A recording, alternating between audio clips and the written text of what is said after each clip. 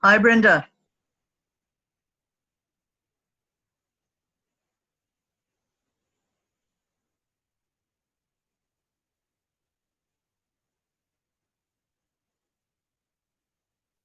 Hi, Colette, can you hear me? I can, Brenda, very well. How are you doing?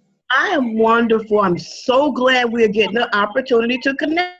Absolutely, Brenda. I'm delighted. And I don't know if you can see my screen. I have a report up from Laura Showing Rock at the Transformation Project. Yes, I can see it. I can see what you're posting.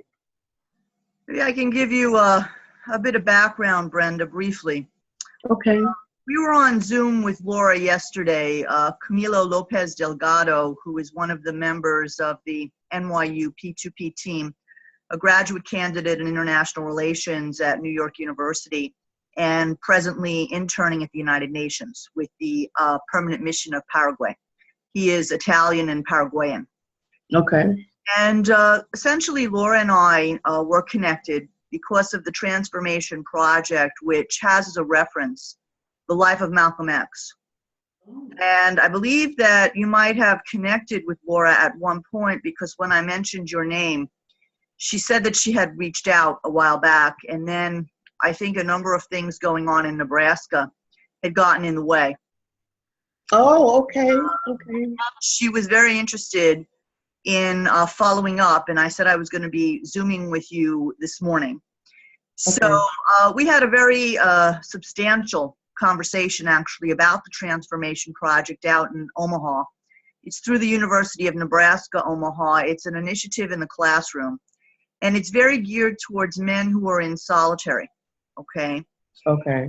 And of course, our interest in peer-to-peer is in stories of disengagement. So in other words, we are particularly focused on the way in which we can learn from human stories of disengagement in this campaign and highlight those stories. So rather than focusing on the masses, quote unquote, we're trying to be instrumental in this campaign through an emphasis on individual stories of transformation, of turning away from a resort to violence, and from actually integrating into society in very constructive ways. And we've looked at, for example, the film Imperium, which is really about the story of an FBI agent who is involved in a white supremacist group and tries to empathize with the members of that group to expose what is really going on. So we had a conversation after the screening with Michael German, who wrote the script, and he gave his impressions and rooted his, shall we say, remarks in his own experience. So we're really going for projects and for films and for panels in this campaign that allow us to learn from real life experiences. So this is not about scenarios, it's about stories, it's about real life experiences, and it's about how we can be helpful. Now, what Laura explained is the Transformation Project came about through a grant. A colleague in Omaha who was very interested in the life of Malcolm X, who I believe came from Omaha. Yeah, I actually drove by his birth home when I was there last year. Okay, so you're familiar with this. It was a grant that actually allowed the project to begin. And it's a project that's very intensive. It relies a great deal on staff up front. The idea is to ultimately cut costs, because if you can lessen the number of persons in solitary, as Laura was explaining to me and to Camilo, you lessen the costs overall.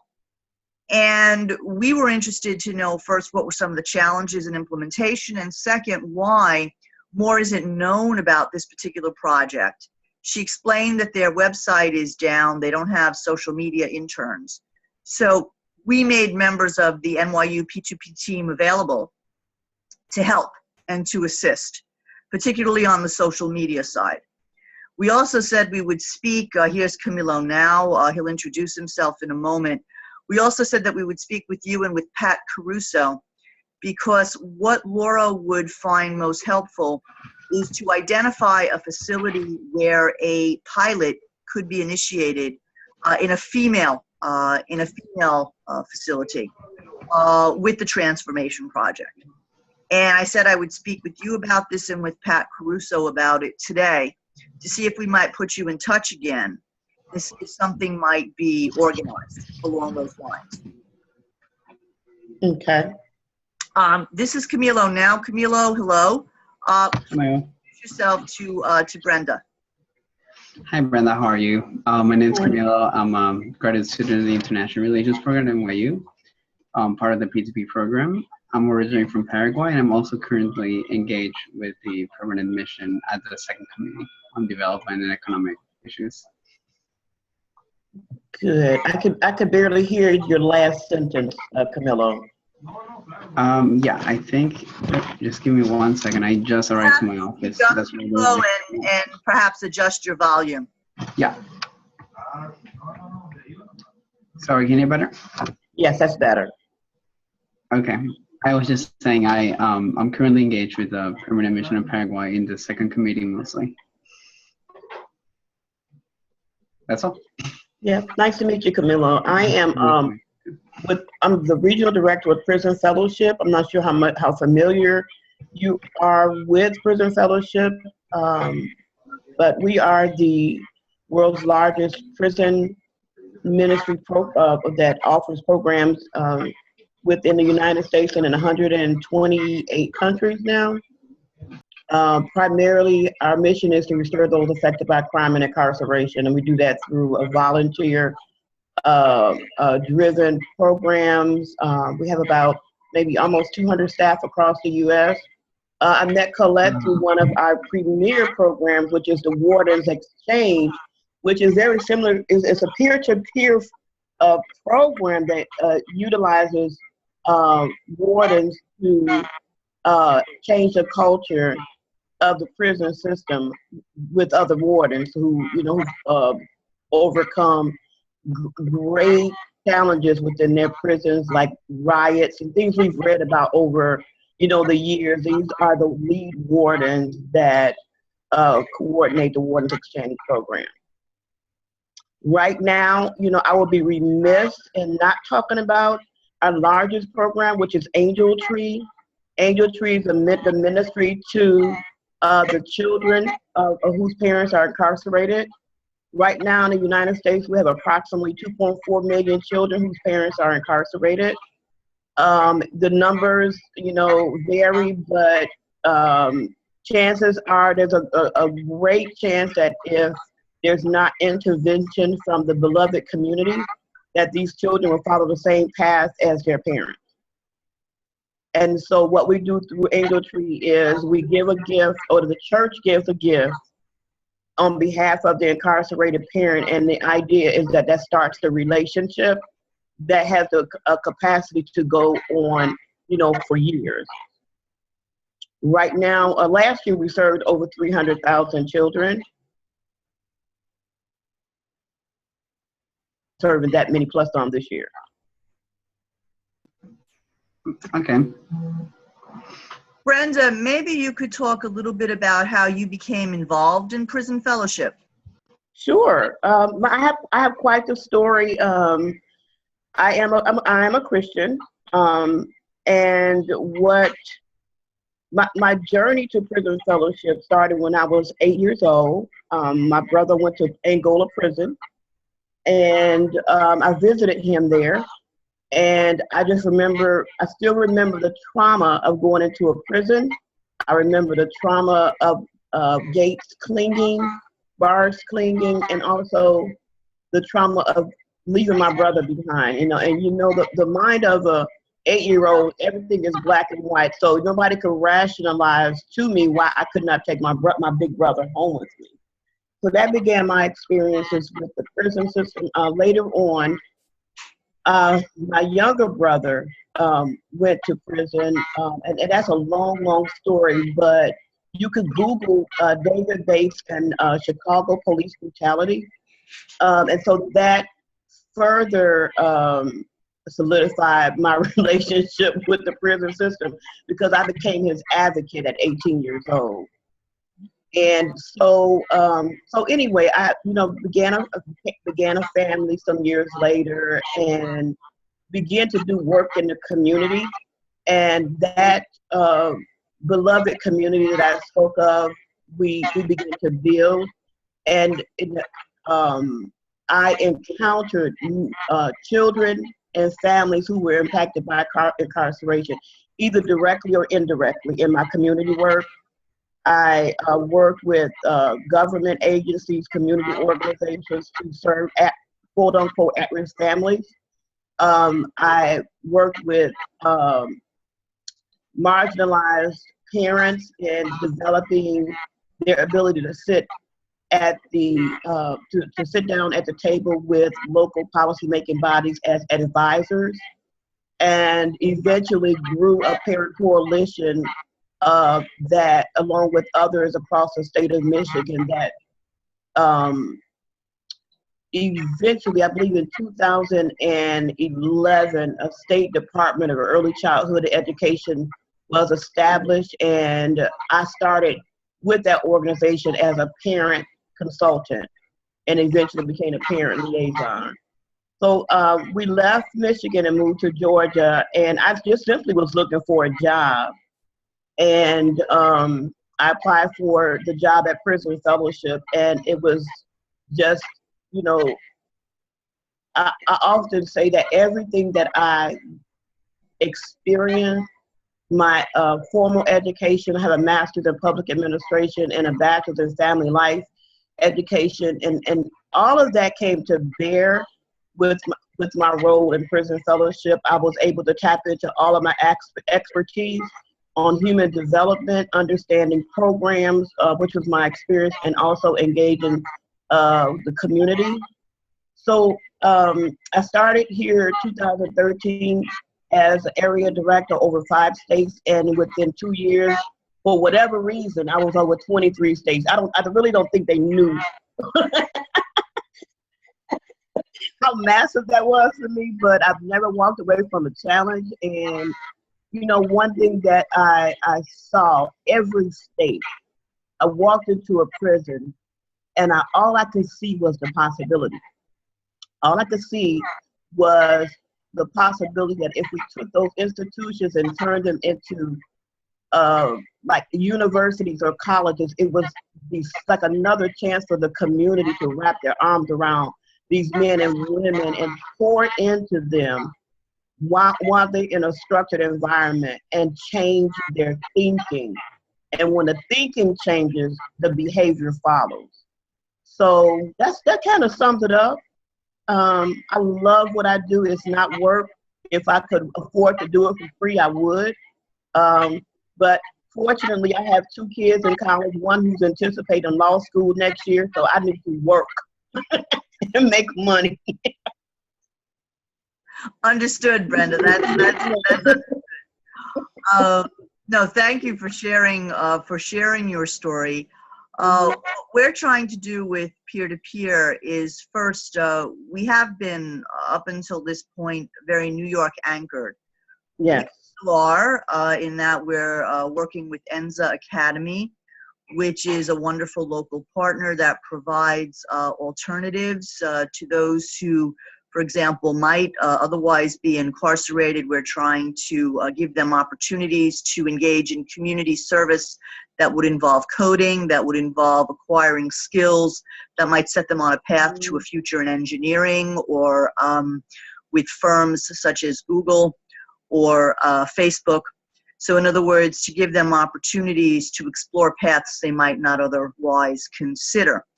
We're also very, very much engaged now with colleagues at Columbia University who are introducing a certain type of handy type of digital solution for those who are feeling vulnerable.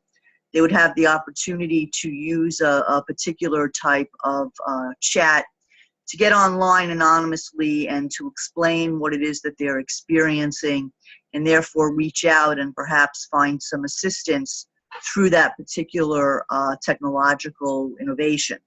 So we're thinking both socially, and we're thinking in terms of personal stories. And this is where prison fellowship, to me, because you work one-on-one in the fellowship, and because you're very focused on warden exchange and the professionalization of the staff, which I think could go a long way to reducing the vulnerability that some of those incarcerated do feel, that might lead them to seek refuge in gangs, that might lead them to seek refuge in groups that would have, shall we say, other ideas in terms of the use of violence, the use of solutions that could be more destructive than constructive. So there's ways, I think, of connecting the different outreach possibilities that we have.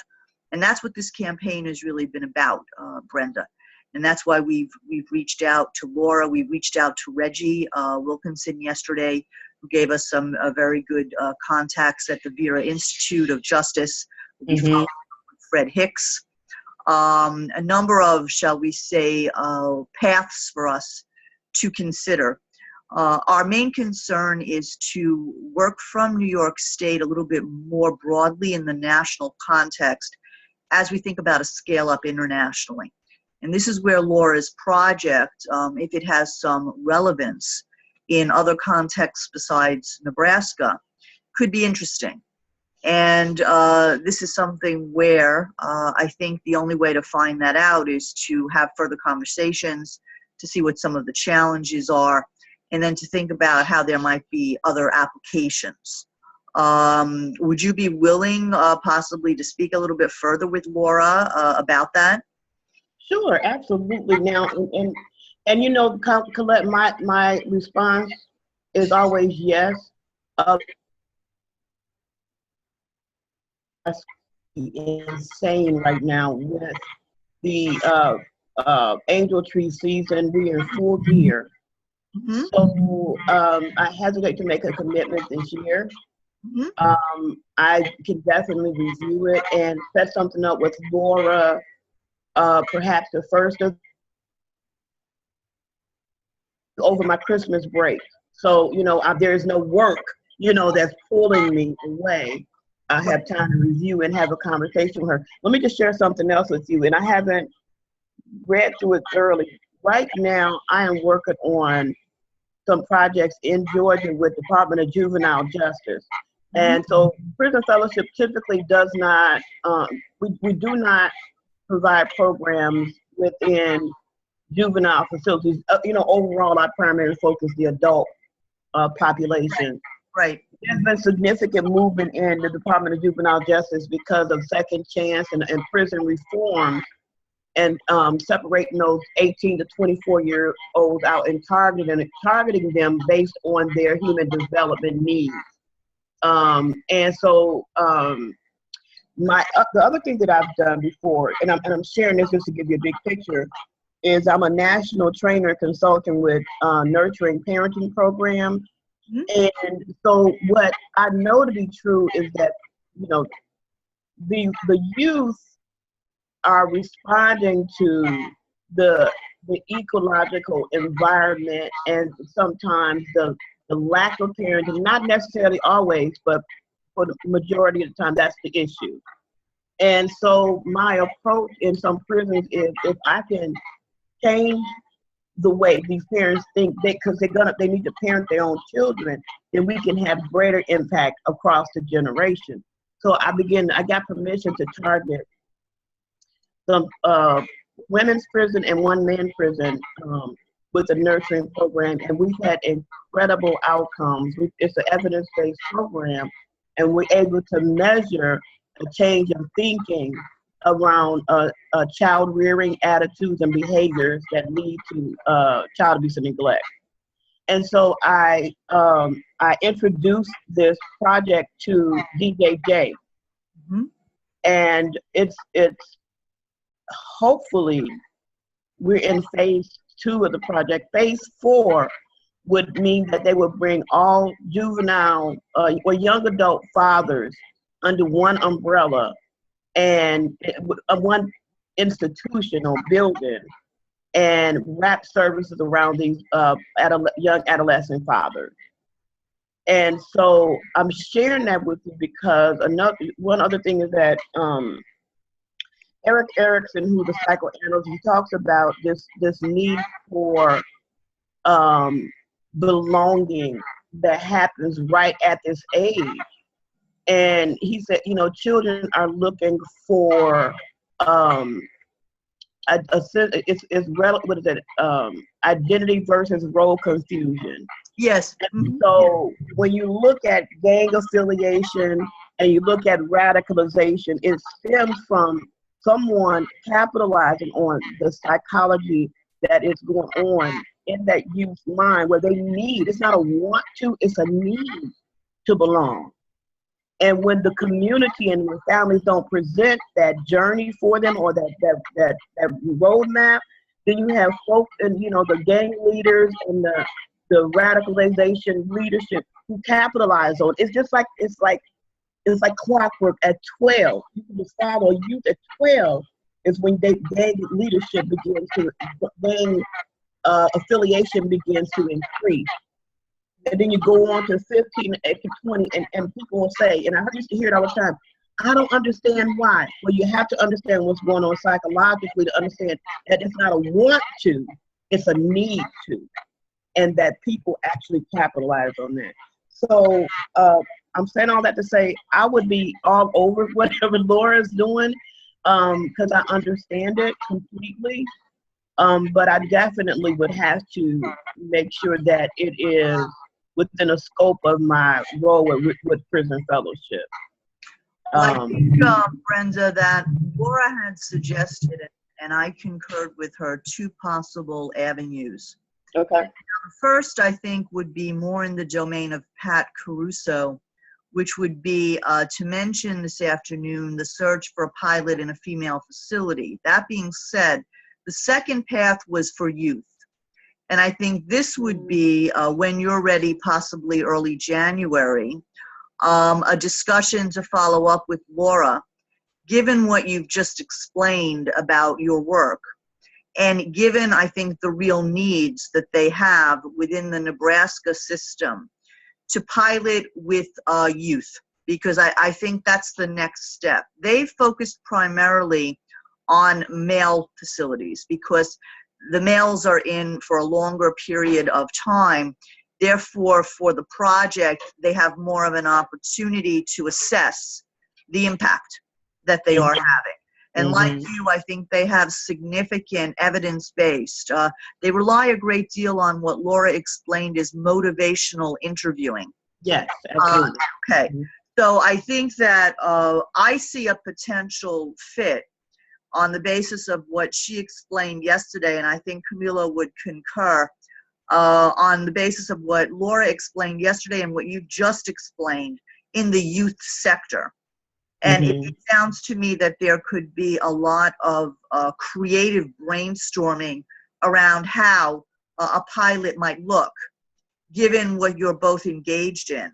I think it could be tremendous, actually, in terms of impact. I believe that. I would leave you with that that observation, Brenda. Okay. What we could do is through email make the introduction again, and then you could follow up. We all might perhaps return to this in early part of next year, once Angel Tree and the Christmas season is through. We could resume possibly again, because I think they're part of the University of Nebraska Omaha system. They'll be away for Christmas break in any case. Okay. Now, do you know if Laura reached out to Liz Stanishek, the area director in Nebraska? I'm not sure, because when I mentioned your name, she was very positive, and I believe she had said that she had tried to begin a conversation with you, but then everything happened in Nebraska in terms of having to play catch up, and that was put on hold. That being said, I think she would be quite excited, from my understanding, to resume that outreach and to see where it could go. And then you could perhaps ask her with whom she's been in touch within the Nebraska system. Okay, very good. Okay. I would ask Brenda if we might stay in touch. NYU Peer-to-Peer will continue into the spring. We're going to look very much to deepen our national outreach. And it sounds to me you're covering now 23 states, as you explained. No, that's been They're all reduced. South or? Southeast, Northeast, so I'm down to 14 states. So I serve from Tennessee up to Maine. I skip North Carolina, Virginia, those, and start with New Jersey, New York, and up to Maine. So New York is within, I remember you were going to come to New York. I remember that trip was canceled because of inclement weather. Yes. You were going to come to New York. So in that respect, perhaps we might consider scheduling something for the spring? Yes, absolutely. Good. Mm-hmm. Then since New York is within your area, I think that this could be very, very fortuitous for us in terms of thinking about how to stay anchored with New York, but then reach out to other states. And we might on you. And you know what, Colette? Another thing is that we have a youth program at Rikers Island. You do? We do. This came up with Reggie because Reggie was asking if Transformation Project. I'm sorry? Reggie was asking if Transformation Project might also be relevant in the Rikers Island context. Now, what is your youth project in Rikers exactly, Brenda? Right now, it's a sports camp and then a session or group sessions on, let me think about it. Gosh. Group sessions on emotional competency and understanding, it's called Restoring Broken People. So it's about restoring the emotional fiber of the youth, and sometimes that restoration being with regard to something that's bigger than them, because sometimes being restored to what you knew before is not a good thing. You know what I'm saying? Given some of the families that the youth come out of, we want to restore them to a beloved community that for some of them it never existed. So we seek to create that community before they leave prison, in hopes that the seeds that are planted before they leave will grow in them as they return to the community. So when I read through the peer-to-peer project, I thought about some of our youth that are at Rikers Island. So I've been considering that. I just haven't had time to consume it, more information.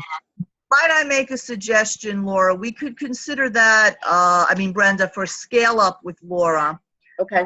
In the context of thinking about Rikers as a possible pilot, we could think perhaps about bringing Transformation Project and the youth that you're explaining, the Rebuilding the Broken Lives, together.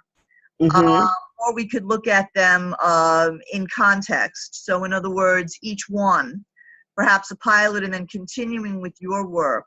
We would have to know how we could be relevant as NYU peer-to-peer. In other words, would that mean providing some support? Would that mean helping you with data analytics? Could it mean helping with whatever the needs would be? The idea here is to make peer-to-peer relevant. And I would rely on you to explain to us what you think would be most helpful. And Camilo also has a follow-up question for you, Laura, Brenda. Sure.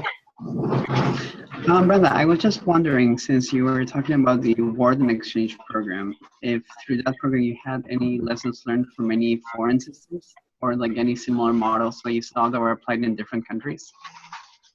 Camilo, I can't hear you. You're breaking up a little bit. I'm hearing part of what you're saying. I'll just repeat my question. I was just wondering if through the Warden Exchange and maybe interacting with other foreign partners, if there were any particular lessons learned on similar models that were applied to other countries? Did you hear that, Brenda, or you want me to repeat it? No, I heard it. Yep, I had my phone, my computer muted so it could cut out some background noise.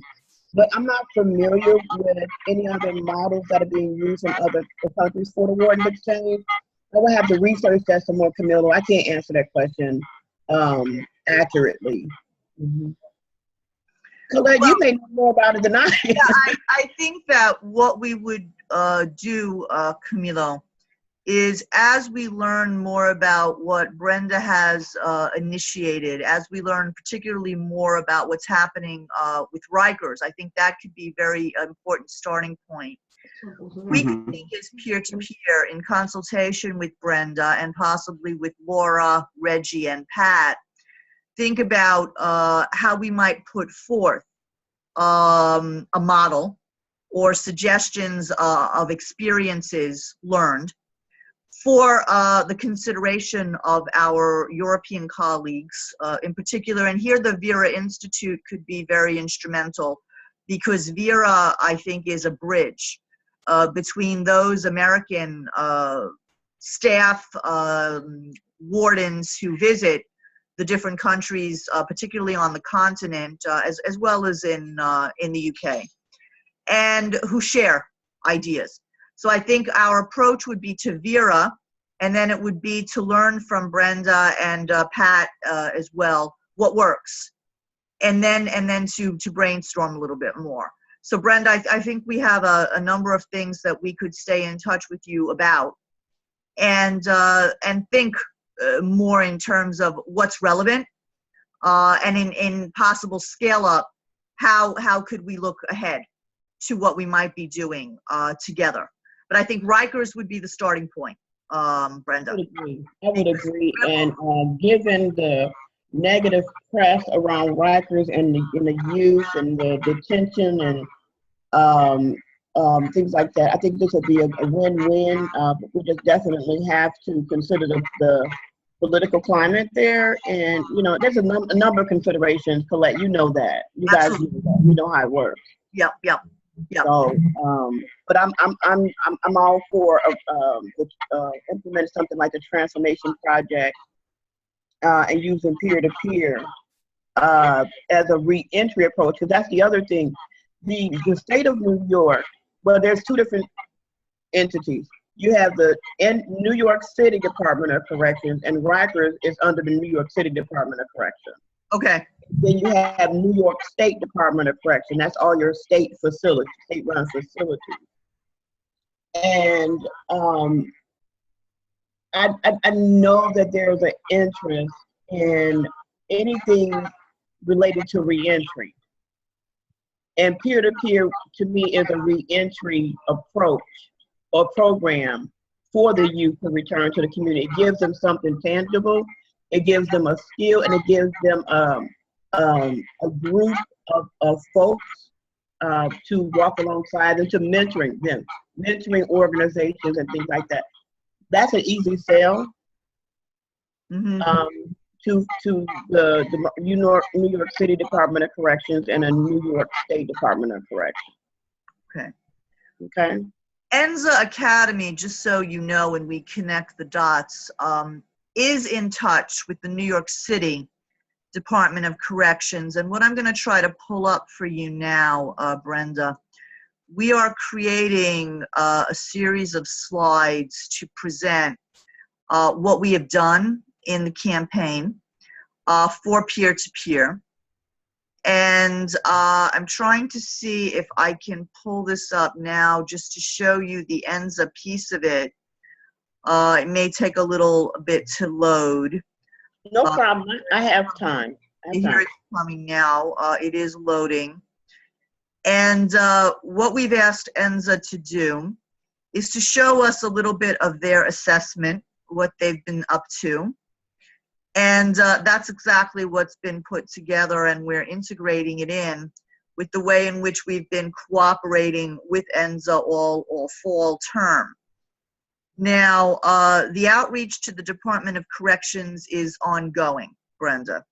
So I think what that means is, again, the timing is very good for us. There's our executive summary, and then we're just filling in as we go along with the different events that we've had and with the outreach. The Enza slides are a little bit further down, and I think that they have put together through infographics and through an evaluation of programs that they've done to date, what has worked and what they look forward to. So for example, here we go. I think it's, here we go. Our Dream, a Revolution in Education. This starts it off. So just to give you the context, Brenda, ENSA Academy works with minority groups. Minority groups that might not otherwise have a chance to learn about coding and other computer skills, very much in the STEM context. And they are offering courses in conjunction with Stanford University, Columbia, Google, a number of the Silicon Valley partners. And they make these programs available over a series of months. Here you see one such program. Then you see their ideals, all right, the revolution in education. And they have given us also the problem. This is one of their programs that was a pilot. They show you what they've achieved. And this here explains to you their whole approach, the 3Ds model: discovery, design, develop. And they lay this out very carefully. And I went to one of their board meetings and actually heard the CEO talk about this. I think it's a revolutionary program, Brenda. And I would love to see a program like this be more integrated, if possible, with one of the youth programs, for example, that you might spearhead. Because I think there's a natural fit here. I would agree. They're reaching out to the New York City Department of Correction. I would agree, Colette. And actually, when we initially started talking, I went to the website and I saw this, and I got so enthused about it because of the possibility. Now, let me ask you a question, because Rikers is a jail. Right. That's what Reggie was explaining. Yeah. Yeah. So typically, people aren't there. In the worst case scenario, they're there 1 year, or maybe a year and a half. But I don't know about the timeline for implementing a program and engaging the youth. I know that dosage matters. In order to be able to measure your full impact, you need as much time as possible, especially with high-risk populations. Right. So I'll be interested to know the timeline for implementing the ENSA Academy program in a prison. I think that what that would entail, Brenda, as I'm understanding from Ina Halilu, who is the business strategy lead for ENSA. Okay. She's our partner. She's a former thesis advisee of mine and a member of the first conflict resolution course I taught in the IRMA program at NYU. The first course did not have peer-to-peer. The second and third ones now do. Okay. So we brought Ina in as the representative of that first course so that she could be connected to peer-to-peer and represent that first course in peer-to-peer. She spoke, and we filmed on Friday as part of an interactive panel all about ENSA Academy. I think it was inspirational. That film is being processed. It will be on our StoryMap site for public awareness. So Okay. all of that is going to be up very shortly. In the meantime, what we could do is envisage a custom designed type of program with Rikers in mind, and we would facilitate that with Ina, with timing that might make sense in that particular context.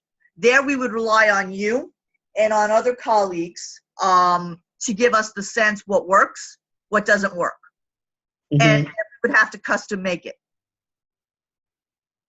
Well, I am very enthused about it. I see that it will be a good fit, and it will be it's something that is in alignment with prison fellowship goals and also the strategic goals of the New York Department of Correction, New York City Department of Correction, which is critical. Mm-hmm. For the most part, if you're not going to be able to meet their needs, they have no need for you. Right, understood. Yeah. And this is why I think worked very hard to see that there is a meeting of needs. Absolutely. Now, there's one other thing I would like to show you, and that is handy, which is our initiative with Columbia University. I'm going to pull up my drive because I think it's just simpler to show you this as we're integrating it in. Okay. Let me pull up this one. We have a couple of things actually to show you. This is first the handy. All right, this is going to be from Julian and Frank. Okay, Handy, I think you can see it now. I can. Handy, an artificial intelligence-based chatbot, can help bridge the communication gap between vulnerable individuals and dedicated associations. Now, this again has been custom designed for peer-to-peer with our goals in mind and with our partners in mind. Here we have laid out the problem statement. On the one side, vulnerable individuals, prisoners or ex-prisoners who need assistance on their reintegration in society. On the other side, many associations and groups dedicated to help these people find their path and address their concerns. Yet, the matching between both sides has proven to be inefficient. Indeed, many individuals in need of assistance do not engage with these associations. So what we're trying to do is to create a problem statement and then to propose for your review a solution, which we would then refine, modify, and consider in an implementation phase as part of a pilot. So this lays everything out, Brenda, and what I would suggest is that we discuss this at a certain point and decide, what is relevant, what is not relevant. But I think it's a very, very fine initial attempt to address a gap and to use the communications technologies in a very efficient way with a design that's meant to be simple, a design that's not meant to be an app. It's meant to be something that's very easy to implement, and you can see solution is laid out in terms of how it would be used. And then you have here accessible, anonymized, available 24 hours, 24/7, and then neutral, non-judging, and scalable. So this in a nutshell, very, very basic layout is what we have in mind. And I would appreciate at some point hearing your views on if you think this is something that could be relevant. Colette, is it possible for you to send these slides to me so that Absolutely. I can review them and I'll leave you? Absolutely. We can send these slides to you, Brenda, and then this is a further scale up. Let me see if this was put in the drive. If not, what I will do is I will open the PowerPoint that was sent to me. I think we have to go back up here first and exit out. Let me pull this down. We have to exit out of here. So I want to get back. All right, let's do it this way. This is a colleague of ours, peer-to-peer, who's up in Canada, who is social media coordinator for Amnesty International there. Okay. And what she's done is she's put together for peer-to-peer a scale-up event. And let me see if I can locate, this is something else.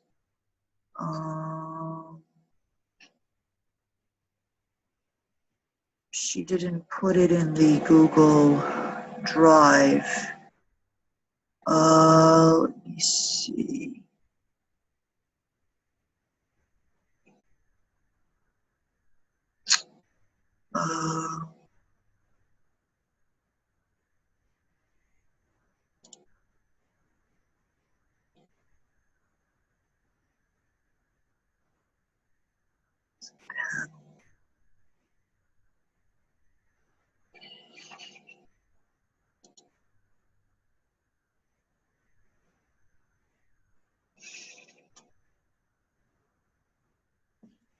Camelia, while Colette is looking for a document, have you been in a prison before?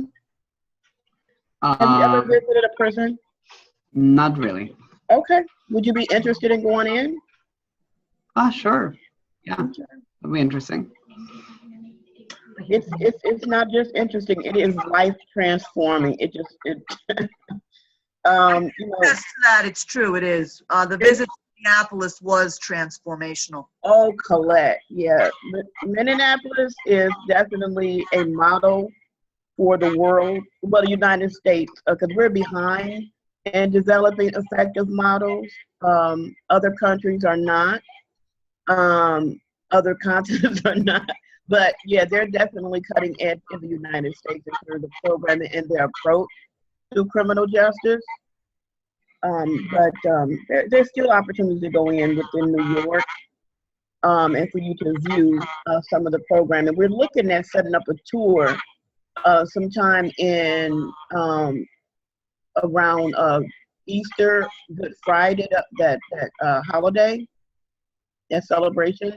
That could be a wonderful peer-to-peer thing. Yeah. If 8 persons or so are allowed, Brenda, that Yes. could be an excellent peer-to-peer type of, shall we say, initiative in conjunction with Prison Fellowship, that we have a visit and perhaps we chronicle Absolutely. our experiences as a result of that. Mhm. This, Brenda, is what was created. The power of student innovation. Now, again, this speaks to our focus on youth. And we're very much in that 14-28 millennial age group. But what you can see here, I'll put it on the slideshow so that we can go right through from the beginning. Short and sweet, we asked them to do it. Our partners here include Club de Madrid, which has many of the leaders, former presidents, prime ministers, leaders in the different countries of the world that are involved in also challenging and trying to prevent proactively extremism. So what she's done is she's put together a mission statement, what would be designed to empower students to be involved. An Amnesty, Club de Madrid, we would have a number of partners with peer-to-peer, would implement this type of an initiative within the next 6 months. So this is going to be included in our presentation that we're going to be submitting to EdVenture partners and will be then reviewed by Department of Homeland Security and a number of other federal agencies.